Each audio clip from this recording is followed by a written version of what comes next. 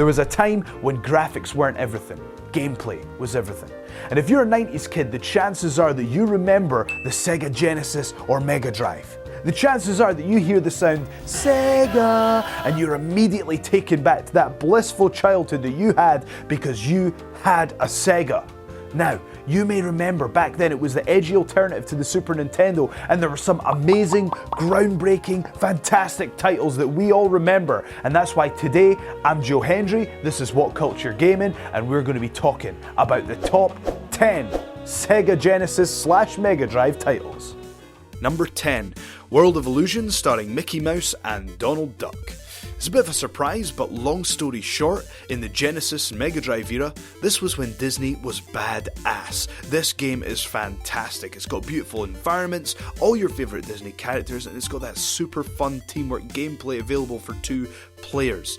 And it was just a great, wholesome Disney story, but had a couple eerie moments as well. This is a great game and I recommend that you go back and play it. Number 9, Earthworm Jim. This game is iconic. It's got really unique artwork and it's got that gratuitous grossness that's like seemingly inspired by the Ren and Stimpy series, who, by the way, had their own game, but we won't go into that on this particular list today, that's for sure.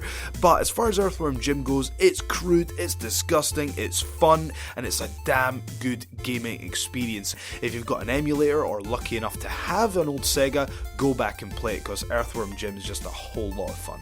Number 8, Super Street Fighter 2 Championship Edition. The reason we've chosen the Championship Edition is because the original version was ported over from the SNES, and many people feel that the SNES one was superior. But in the Championship Edition, which is one of the many spin-off improvements, they managed to go back, tackle some of the issues that they had, and add in some improvements and features as well.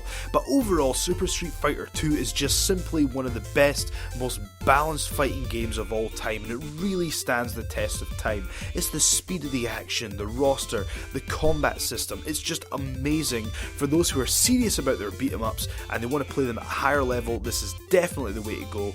Go back and check it out right now. Number 7, Streets of Rage 2. This is a super fun, super simple, pick it up and play scrolling beat 'em up. It's got several improvements on the initial outing with Streets of Rage, and many people feel that this is the quintessential beat 'em up of the genre. It's fast, it's fun, and it's satisfying as you scroll along, leaving destruction in your path, beating people up with your fist, weapons, lead pipes. You've got different character abilities, and you've got nasty German suplexes when you're dumping your opponents on their head. Number 6, Echo the Tides of Time. This is the second game in the Echo the Dolphin series, and it feels like more than just a game, it feels like an artistic expression. This is a truly unique experience. It's got speedy gameplay, it's got a surreal plot, it's got different time dimensions, it allows you to interact with the other characters in a way that other games hadn't really done before. This is an amazing achievement given the confines of the 16-bit console, and if you're looking for something just a little bit different in your retro gaming, then I definitely suggest that you check it out. In fact, Vice recently even did a piece on how amazing the soundtrack is, giving you another reason to go back and play it. Number 5, Comic Zone. For the time it was made, this was ambitious, and this brings back great memories for me because this was at a time where comic books were at their peak. It was huge, and how this game worked is it was like a side-scrolling platformer, but you're this character and you move through the game as if it were a comic book, moving through the pages of this story, and it's a truly immersive storytelling experience, and again, just like Echo, it's an amazing achievement within the 16-bit confines. Number 4, Road Rash 2. This game is just my childhood. This is memories. This game is unbelievable. From the amazing, exhilarating soundtrack and the hilarious cutscenes that I feel have influenced the GTA series heavily, Road Rash is just a bundle of fun.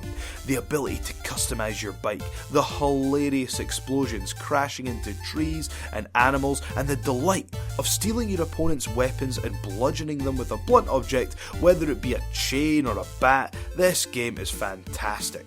And one of the other wonders you'll remember is using the cheat to get the Wild Thing 2000. Get on this bike and ride through the level and give it about 5 seconds before you crash at 200 miles an hour into the nearest object. Number 3, Aladdin. In my opinion, as far as movie franchise games go, this is right up there with GoldenEye. Now before you tear me a new one in the comments, listen to what I've got to say.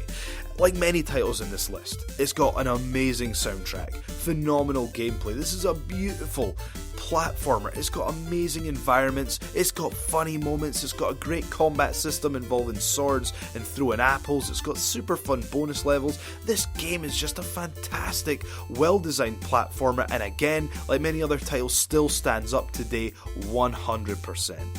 Number 2. Gunstar Heroes. This game is a phenomenal achievement. Who would have thought that this pace of action was possible on the Sega at this time? It's super fast paced. Every new level introduces new concepts and different ways to play the game. Each level feels like a game in itself. I can't do it justice by sitting here and describing it to you. You have to play this shooter for yourself on the Mega Drive. You can customize your own gun, you can ride on vehicles, you can go into space. This is amazing multiplayer, the bosses. It's just a wonderfully crafted and designed game that still stands up today, which you can download on your 3DS or you can get it on emulators. Just you need to play this game. Number 1. You know what it's going to be, I know what it's going to be. There's only one game series that can be number 1 in our top spot here, and that is Sonic the Hedgehog ... If we're being honest, if it's just games, Sonic the Hedgehog is probably going to take up 4 spots on this list. But if we're keeping it 1 per franchise, let's think about which one we need to choose. For me, the 2 gaming experiences that go head to head in the Sonic series is Sonic 2 versus Sonic 3 and Knuckles. Because Sonic 1 is amazing, but the improvements that they made in Sonic 2 is unbelievable, and it's such a well balanced game, it's so well thought out, it works so well, so much replay value. And then when you've got Sonic 3 and Knuckles, you've got these new features, this new level design, great graphics, all the improvements, and it's a massive game when you put the 2 titles together. But if we're treating Sonic 3 and Knuckles as 2 separate games, i.e. Sonic and Knuckles and Sonic 3, you're forcing me to go with Sonic the Hedgehog 2.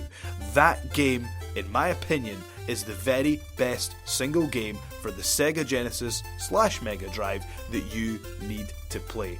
It's simple yet extremely challenging, it's loved by kids and adults alike, and it's a game that you still need to be playing regularly in your adult life. I've been Joe Hendry. Please leave your comments below. Let us know what you wanted to see on this list. Thank you so much for checking out this video. Make sure you follow me on @JoeSHendry on Twitter, and make sure you share this, subscribe to the channel. I shall see you next time.